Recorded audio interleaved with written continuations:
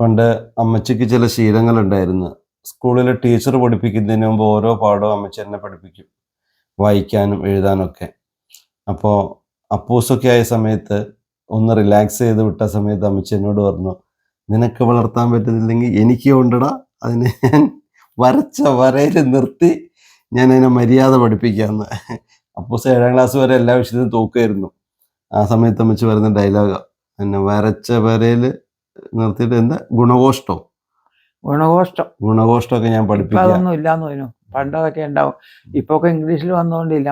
അല്ല, ഒരു കാര്യം ചോദിക്കട്ടെ, ഇപ്പൊ ഇവനെ ഞാൻ വളർത്തിയിട്ട് ഇപ്പൊ ഇങ്ങനെയുണ്ട്, അമ്മച്ചിയാണ് ഇങ്ങനെ ആക്കിയെന്നെ? ഞാനാണെങ്കിൽ തോക്കാതെ പഠിപ്പിക്കും, അടിച്ചു പഠിപ്പിക്കും, പിച്ചും മാന്തൊന്നുമില്ല, നല്ല പിച്ചു കൊടുക്കും, പഠിപ്പിക്കും. എന്നിട്ട് പിന്നെ എന്താ പറയണേ, ജയിക്കുമെന്ന് അറിയാണെങ്കിൽ ഒരു 10 വരെ 10 ഇങ്ങോട്ടോ, +2 വാങ്ങാൻ പറ്റില്ലേ?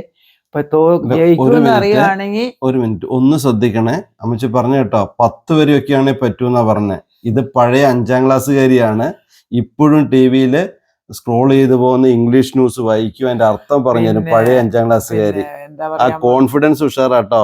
10ാം ക്ലാസ് വരെയാണ് അപ്പനെ പഠിപ്പിക്കുന്നത്. എനിക്ക് പറ്റൂ, അല്ലാത്ത കൂടുതൽ പറ്റൂല, പിടിച്ചാൽ കിട്ടൂല, പിന്നെ എന്ത് ചെയ്യാനാ? പിടിച്ചാൽ കിട്ടുമായിരുന്നെങ്കിൽ അമ്മച്ചി +1 +2 സഹായിച്ചേനെ.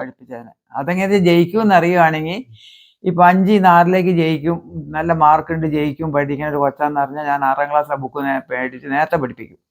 6ൽ നിന്ന് 7 ജയിക്കുമെന്ന് പറഞ്ഞാൽ ഇതുപോലെ തന്നെ 7ലെ ബുക്ക് മേടിച്ച് നേരത്തെ പഠിപ്പിക്കും. അപ്പൊ അങ്ങനെ പഠിച്ചു പോകും.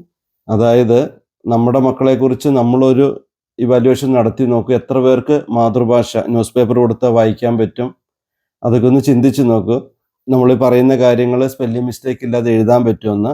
അവിടെയാണ് പഴയ വിദ്യാഭ്യാസത്തിലെ ഈ 5ാം ക്ലാസ്സുകാരി പറയുന്നത്, ഇപ്പോഴത്തെ തലമുറയിലെ മക്കളെ 10ാം ക്ലാസ് വരെയാണ് ഞാൻ പഠിപ്പിക്കാന്ന്, എല്ലാ വിഷയവും, എൻ്റെ കോൺഫിഡൻസ് ഉണ്ടെന്ന്.